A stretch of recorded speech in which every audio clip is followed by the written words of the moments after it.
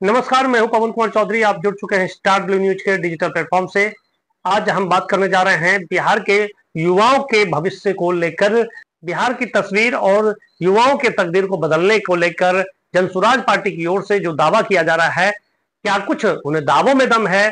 क्या कुछ जनसुराज पार्टी के नवनियुक्त युवा प्रदेश अध्यक्ष डॉक्टर कुमार शांतनु, जो गुरुवार को मुंगेर जिला के विशेष दौरे पर पहुंचे थे, क्या कुछ युवाओं के लिए उन्होंने कहा? किस तरह से युवाओं की तकदीर को बदलने की दिशा में जनसुराज पार्टी की ओर से कार्यक्रम चलाए जा रहे हैं? इसका कितना फायदा युवाओं को मिलेगा? क्या कुछ कहा जनसुराज पार्टी के युवा प्रदेश अध्यक्ष कुमार शांतनु ने? सुनिए आगे। मेरा नाम प्रोफेसर कुमार शांतनु है। मैं जनसुराज पार्टी का प्रदेश युवा अध्यक्ष हूँ। आज मुंगेर जिला में एक युवाओं के साथ बातचीत का कार्यक्रम रखा गया था। मैं पूरे बिहार में एक आंदोलन, एक अभियान लेकर चला हूँ।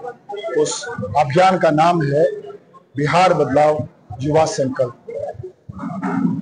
हम पूरे बिहार के युवाओं को एक राजनीतिक संकल्प के साथ जोड़ना चाहते हैं। संकल्प एक सार्थक राजनीति करने का संकल्प, जिसमें हम ऐसे लोगों का चुनाव करें, चयन करें जो शिक्षा की बात करते हों, युवाओं के रोजगार की बात करते हों, जो पलायन को रोकने की बात करते हों, जो परिवारवाद और धर्म की राजनीति से परे होकर बात करना चाहते। तो मैं पूरे बिहार के युवाओं का आह्वान करने निकला हूं।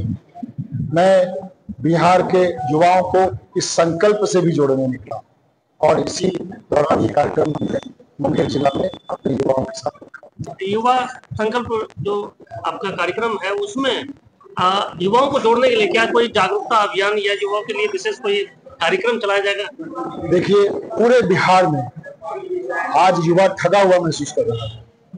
युवाओं के मुद्दे पर कोई भी राजनीतिक पार्टी खुलकर अपनी नीतियां स्पष्ट नहीं कहती।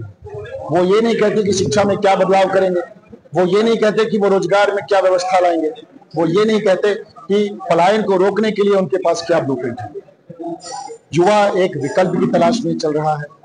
युवाओं के विकल्प के रूप में जनसुराज को एक बहुत बड़ी सफलता मिल रही है पूरे बिहार में, और युवाओं के इस विकल्प के रूप में जनसुराज उनके पास जा रहा है और वो ये कह रहा है कि आप एक सार्थक राजनीति की तरफ जुड़िए।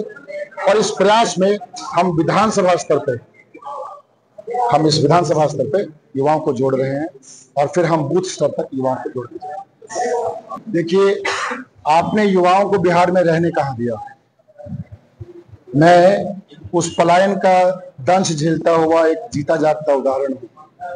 आज से 25 साल पहले जब यहाँ पर कोई एक अच्छे कॉलेज या यूनिवर्सिटी की व्यवस्था नहीं थी, तो मुझे यहाँ से बाहर जाकर अपनी शिक्षा पूरी करनी पड़ी। जब यहाँ पे सही रोजगार, एक अच्छे रोजगार की व्यवस्था नहीं थी, तो मुझे बाहर जाकर रोजगार करना पड़ा।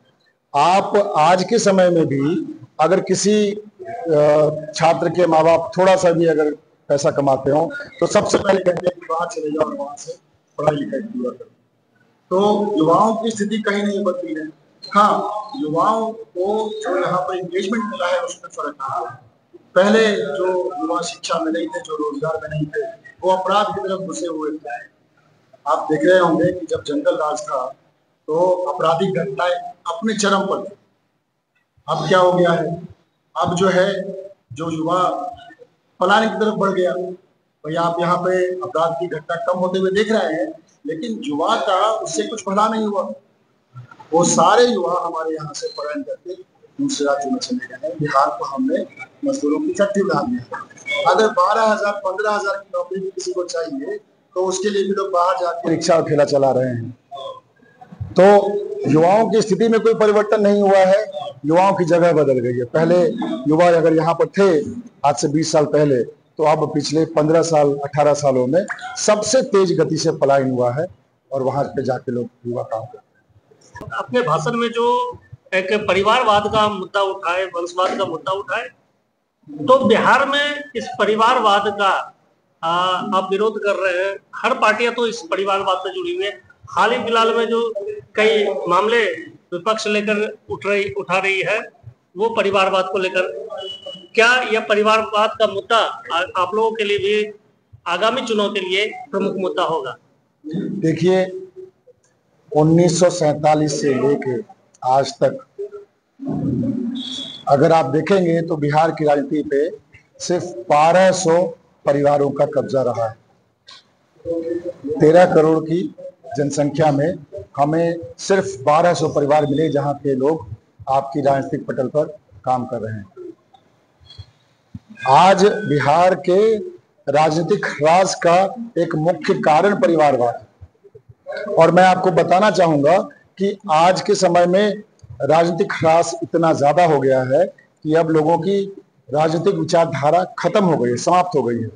या तो पहले कुछ लोग समाजवाद से जुड़ते थे, कुछ लोग एक पार्टी से जुड़ते थे, लेकिन अब आप देखेंगे कि एक ही पार्टी में एक व्यक्ति भाजपा से जुड़ा हुआ है, उसका भाई लोजपा से जुड़ा हुआ है, उसकी बेटी शिवसेना से जुड़ी हुई है। तो आपके पास कोई राजनीतिक विचारधारा नहीं है। आप सिर्फ मौका परिस्थिति पे विश्वास रखते हैं कि जिसको जहां से टिकट मिल जाए वहां से टिकट ले लिया जाए और उसके टिकट पे चुनाव जीता जाए।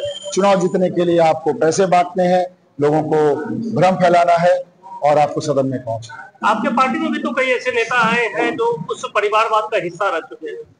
देखिए, हम परिवारवाद के खिलाफ क्यों हैं, इस बात को समझना चाहिए।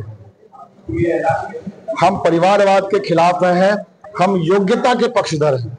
एक ऐसा व्यक्ति जिसकी अपनी राजनीतिक पकड़ हो, जिसकी समाज में एक स्वरूप हो, हम ऐसे लोगों को क्यों मौका नहीं देंगे। लेकिन सिर्फ इसलिए क्योंकि कोई किसी का बेटा है, कोई किसी का चाचा है, हम उसको अपना नेता मान ले, ये हमको बिल्कुल गवारा है। बिहार में जिस तरह से राजनीति में जातिवाद हावी है, उसको कैसे रोक पाएंगे? बिहार में जातिवाद के नाम पे परिवारवाद पनप रहा है, आप इस बात को मानिए। जातिवाद तब मानेंगे ना कि भाई उस जाति के जितने भी योग्य व्यक्ति हैं वो आ रहे हो राजनीति में। हो क्या रहा है, उस जाति के एक ही परिवार के लोग आ रहे हैं राजनीति में। तो आप जातिवाद का अमली जमा पहन के परिवारवाद ही पनपा रहे हैं। उसको खुलकर थोड़ा सा बताइएगा। खुलकर क्या बताएं, आप सबको पता है। प्रशांत किशोर जी ने कहा कि लालू जी यादव समाज के किसी योग्य युवक का नाम घोषित कर दे मुख्यमंत्री के कैंडिडेट के रूप में, जन सुराज राजद का झंडा लेके चलेगा। है हिम्मत? नहीं है, क्योंकि लालू जी अपने सिर्फ बेटे के बारे में सोचेंगे, लालू जी सिर्फ अपने बेटी के बारे में सोचेंगे। तो आप कहते हैं कि हम जात की राजनीति करते हैं, लेकिन आप जात की राजनीति भी नहीं कर रहे हैं। आप जात की राजनीति के आड़ में परिवारवाद की राजनीति कर रहे हैं।